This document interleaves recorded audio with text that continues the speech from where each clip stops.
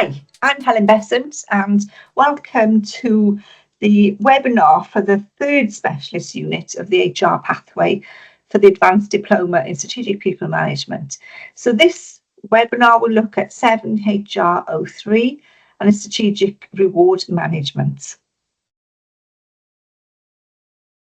So the purpose of the webinar then is initially to provide an overview of the unit for you, and then we move on and have a look at the assessment, how the unit is assessed, and then finally have a look at the main requirements of an assessment at this level of study, to just provide you with some additional guidance as to how you can do well. So when we're looking at the assessment, the brief that we're looking at and you'll need to be using is the assessment brief that's the latest being released, and that was in June 24. So it's the Strategic Reward Management brief with that ID. So this is what the webinar will be discussing. So the unit itself then focuses on the role of strategic rewards in the achievement of organisational goals. There's a lot more detail behind that, and you can find that in the separate unit specification, which is a separate document which I'm sure your centres will make available to you. And the unit, or this particular unit, consists of 4 learning outcomes and a total of 18 assessment criteria. So you can find those within the unit specification, and the indicative content will give you a little bit more detail behind each of the assessment criteria. Don't feel though that when you're answering questions you have to cover all of the indicative content. So how is the unit assessed? Well, you have to provide answers to 4 separate questions, which will be approximately 1,000 words each, with a total word count then for the assessment of being 4,000 words plus or minus 10%. So you're looking at 4 questions, each question approximately 1,000 words each. Now each question for the assessment will assess your knowledge and your understanding across all of the 4 learning outcomes. It's important though that when you're attempting the assessment that you clearly indicate which question, which learning outcome and which assessment criteria you are attempting. So you can use headings and subheadings to clearly lay out the particular question, outcome and assessment criteria. So it's really clear. Remember also then to take on board the context of the question that you're going to be addressing, and think about the audience as well. So for this particular assessment, your questions, the responses are part of an internal promotion selection process. So your audience is going to be senior professionals within the organisation, because they're going to be sat on the selection panel for that promotion. So it's important that you kind of pitch in your answers to the questions at an appropriate level. It's also essential that you relate those responses to your own organisation or one with which you're familiar. Almost all of the assessment questions will ask you to do that, and that's important because it is allowing you to demonstrate not just your knowledge of a particular subject area, but your understanding, and you can apply that to the people management and an organisational context. So it's that application of the knowledge which is really going to confirm your understanding. So moving on to the questions then. The first question that you're going to be attempting it's really got 2 parts to it, and it really needs you to apply some strategic thinking here, because it's asking you to critically evaluate the effectiveness of the organisation's reward strategy, recommending how this might be revised to more effectively attract and retain employees. Well, at the heart of that is, well, what makes the reward strategy effective? So this is where you go to your wider reading and the published literature. Look, what makes a rewards strategy effective, because you can use that knowledge that you gain from the literature to then critically evaluate your own organisation's reward strategy in terms of attracting and retaining employees, and then making justified recommendations as to how it might be revised to more effectively attract and retain employees. Remember then, whenever you're asked to make recommendations, that you're going to fully justify those recommendations. And by doing that, to achieve that, you'll be referencing your literature and your sources, but also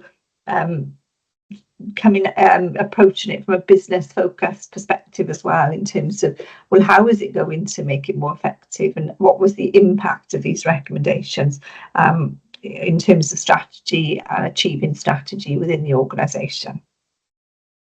The second question then focuses on employee benefits. It's asking you to evaluate the concepts of universal benefits as opposed to flexible cafeteria style benefits, recommending which approach will be most suited to the organisational context. Justify your recommendations.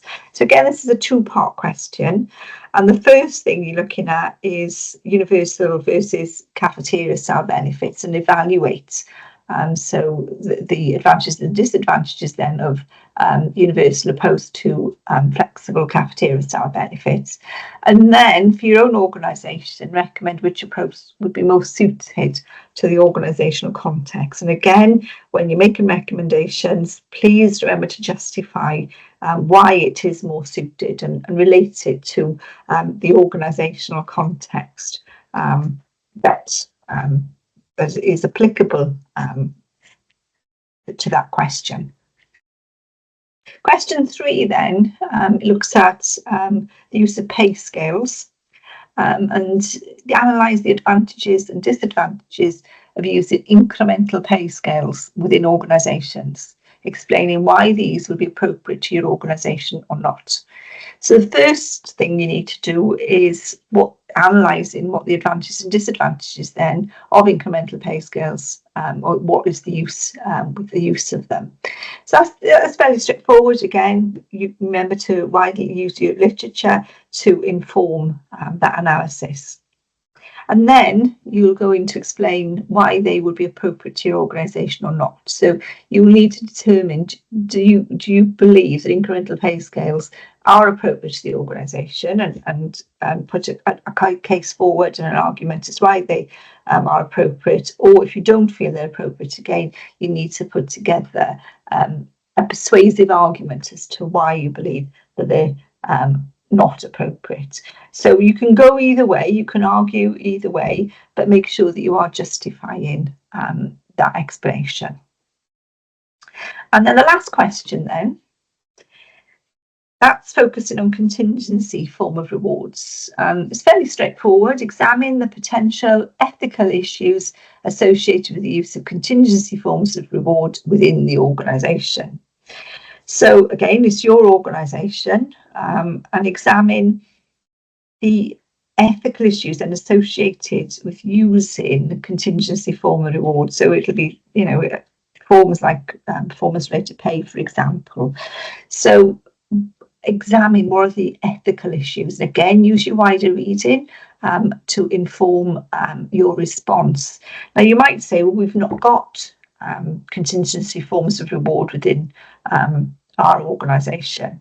However, it does say the use of contingency form of reward. So if you were to use in the future, what would be the ethical issues? So the ethical issues related to contingency forms of reward are there, and it's exploring and examining those if they're currently used or if they were going to be used within the organisation. So it's fairly straightforward for that. But again, remember that you're supporting that examination with references to wider reading. So when you're completing the assessment questions, I'd always suggest you take on board the main marking criteria that are applied to the Level 7 assessments. And you can see those on the screen. I'm just going to give you an overview of those, and then I'll go into them in a little bit more detail. So the first thing then, you must make sure that your answers to the questions are focused. You provide a direct response to what's being asked, and you're able to demonstrate a depth and breadth of understanding of the subject. It's a given that you'll demonstrate your knowledge, but we need also to show that we've got a depth of knowledge and a breadth of understanding, in the fact that you'll be able to really demonstrate that when you're applying that knowledge to an organisational context, and that you're going to be analysing particular subject areas. Remember also at level 7, we need to apply strategic thinking, and also think about any recommendations that we give need to be at a professional level. So they need to be business focused. But saying that, you're still drawing upon that wider reading, because it's essential at this level of study that we provide evidence-based answers which are formed based upon what we've learned from the published literature. That will enable you to create persuasive original arguments, because you're going to be supporting those with references to your sources. And finally, your presentation in language is also important. So you're thinking about the overall presentation of your answers, but also the language that you adopt in terms of making sure it's kind of at a professional business focus level. So if we look at onto the next slide, is the actual grid that actually goes into the marking criteria in a little bit more detail. On the left-hand side, you've got the generic grade descriptors, which are the criteria. And this grid comes with all of the assessment briefs. So when you're attempting assessments, I would say always keep this in mind, because it gives you a good indication of what you need to be doing when writing your assessment answers. And it'll give you, an indication of what I need to do to get past merit and distinction. And also when you're kind of doing future assignments, in terms of what else can I be doing to elevate your responses to get those higher grades. So that's really useful document to keep in mind. As it comes with the assessment brief, so do please keep those in mind when you're attempting any assessment. So just to elaborate on those then, I thought before we finish, I'll just give you some additional guidance. Now, I know you'll be well informed by your centres. However, this is some additional guidance just to help you when you're attempting and planning and attempting your assessment. So when you're attempting this and any other assessment, it's important to clearly plan your answers. Think about what is the question asking. Ensure then that you're trying to get a closely focused and direct answer to the particular question that's been asked. It is easy to lose track and go off at a bit of a tangent. And it's also easy to miss parts of questions. What you want to do is trying to avoid that. So if you can plan in advance, think of what your structure is going to be, what are the main points going to be, how are you going to support those, and that comes in your initial planning stage, and that will really help you to remain focused on the question that's being asked.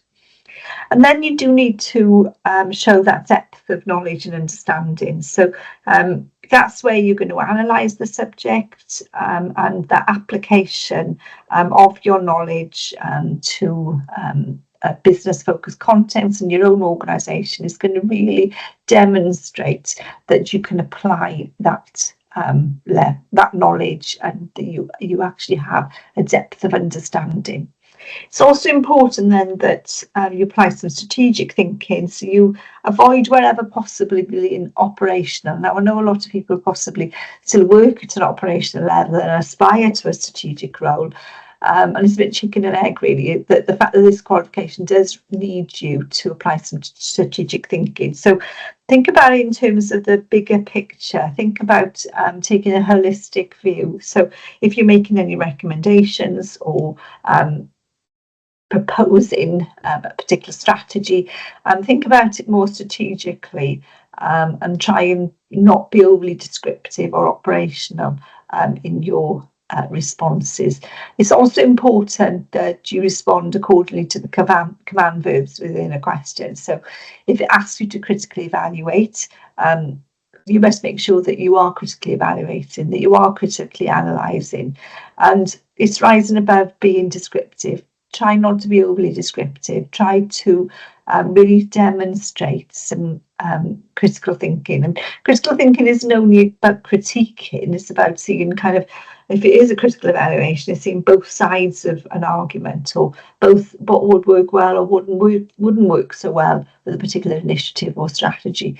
And that analysis is, well, what would work well in some organisations possibly wouldn't be the same in your own organisation because of a different context, for example. So it's that depth of thinking and this that analytical thinking that is really going to elevate your answers. I've said already, it's absolutely essential that you reference a range of appropriate sources in each of your answers and throughout your answers. And I mentioned the word appropriate because that's really important, that you're using reliable and credible sources. So please avoid using just generic websites or LinkedIn. Blogs, for example, they are not considered reliable. These sources need to be written by experts in their field, and we do have such a vast range of resources available for us. I know some people like to use books. Make sure they're current. Anything you use should be current because it needs to be relevant to today's world of work. So please don't use anything that's too dated in a source.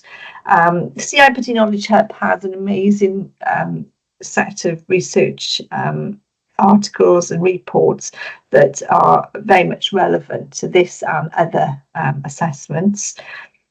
And within the Knowledge Hub as well, you've got the EBSCO, which is the academic database, and there's similar academic databases with academic journals that you may have access to, but certainly within, as a CIPD member, you have free access to EBSCO. Another really good source is People Management, so the monthly publication that we get, and you can look at the back copies of those.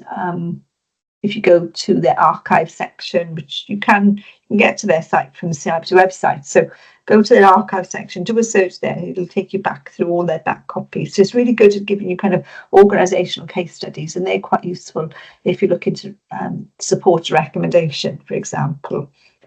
Google Scholar is another good source, but they're just some examples of the vast amount of resources available to us. So it is really important, and I can't say enough, that you are using published literature and appropriate published literature to inform your answers, but actually to form what we refer to as original arguments. So you will be forming your own original answers to the questions, but those are based upon what you've actually gained from the published literature. So it's not solely your own opinion. Your opinions will be developed from your wider reading. So yes, you will be putting forward your own ideas and your own recommendations, but those are coming from what you've analysed from your reading. So, you know, different authors will have different viewpoints and opinions. Your synthesis of that will then be paraphrased into writing what would be a persuasive and original answer to the question, making sure that you're referencing and supporting those points back to the sources that you used. And that will increase the level of persuasiveness of your answers, but also you can make your recommendations more persuasive by thinking about the wider big business implications of any recommendations. That also increases the level of persuasiveness of your recommendations and any proposals you make. I mentioned presentation of your answers earlier. You are providing answers to questions. We're not writing literature reviews. We're not necessarily writing essays. We're not asking for that. We're asking for responses to questions. So think about how you might structure that. Think about how perhaps you can use headings and subheadings to identify different parts of your answer, maybe to highlight the main points, and that will help to create a more clearly structured and a defined structure to your answers. And also think about adopting a formal writing style, avoiding things like colloquial language, because it is a professional qualification. It is business focused, so it needs to be more formal in your writing style. And then finally, please keep in mind the CIPD word count policy. So there are word limits for each assessment, and we've said this assessment has got a word limit of 4,000 words plus or minus 10%.